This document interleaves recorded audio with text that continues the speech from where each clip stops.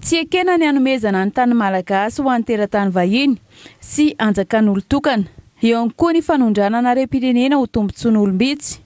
Honambara ny filoha nasionaly ny TAFO MIHAAVO Andry natamba adjotra fokon'olona amin'ny tantanan'ny arena voajanahary. Natao an'ny Malagasy ny tany fa tsy ho an'ny vahiny honambarany.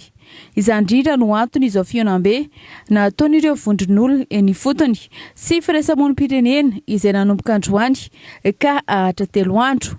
Tanjona dia ny mba hijerevana ny tombontsoan'ny vahoaka malagasy fa tsy ho tombontsoan'ny olom-bitsy. Satria ny tany dia natao an'ny malagasy sy natao an'ny vahiny. Rahantsika mahalala nefa ny zavatra misy sy hitentsika ny ohatra hoe ny agnamonosy sakatia fotony agnamonosy be ohatra izay tany efa nipetrahan'ny fokon'olona fahatany gasy dia misy hangala ho an'olo tokana zany tany zany ary tafiditra tanteraka ao agnatin'ny famindram-pitantanana izay niarahana tamin'ny ministeran'ny tontolo iaina zany toerana zany izay tantanan'ny fokon'olona eo toerana. Tsy raha tsy hita koa ireo nosy maromaro izay agnafaritra avaratra igny indrindrandrindra fa ireo faniranana atao hoe arena voajanahary izay harena imbonana lasan'olo tokana fa tsy misy fiatraikany amin'izay fitantanana ho an'ny malagasy zay. Raha nijerena akaiky dia 500 ny harena eto Madagasikara mahakasika ny biodiversité dia tsy misy afa-tsy eto Madagasikara eran'izao tontolo izao.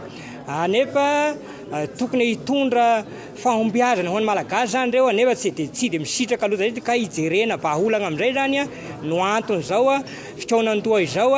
Rehefa tsy hanao ny asan'ny ara-dalàna ny fanjakana dia vony izay firenena ampaneno lakolosy honambara ny filohan'ny firenena ambanja.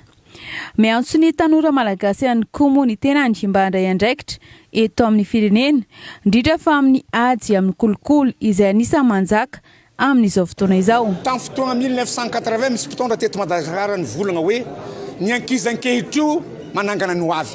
Zahay le ankizy tamin'izay fotoana eto zay mitodika aminareo tanora raisonareo tanora ny andraikitra ary aza mitavozavoza aza amin'ny andro fitondram-panjakana fa raisonareo ny andraikitra fa tany sy ny firenena antsika tompo. Ny hoe fahantsotro tatona aty fa hiala rapitso ianareo mipetraka eto aza mety handova zavatra tsy mety fa mitrakanareo indrindra ady amina kolikoly fototra raiky zay afahantsika tsy mandroso amin'ny tany sy ny firenena satria kolikoly fa be loatra amin'ny tanyntsika aty. Anareo tanora zay hoavin'ny firenena mitsangana mivolagna raha azo volagnina mila ampanajagna ny firesagna zavatra jiaby. Raha ohatra naveto zay amin'ny deuxième édition, première édition tamin'ny 2023 hita nino fomba fagnatsaragna zay hitatsika navitravitra tamin'ny sary miseho hitatsika atao dia anjara ndraikitrinay zay mitadia ino no mahatsara ary zay mahatonga aty Antananarivo anaovagna izy mba avien'ny membre ny société civile jiaby eto Madagascar zay misolo-tegna eto mba azaha ary ankamafiorigny ino relation tokony apetrakanay hiarovantsika amin'ity tanindrazana iomborantsika satria tany ndrazantsika ty tsy ala eto maly tsy ala eto nany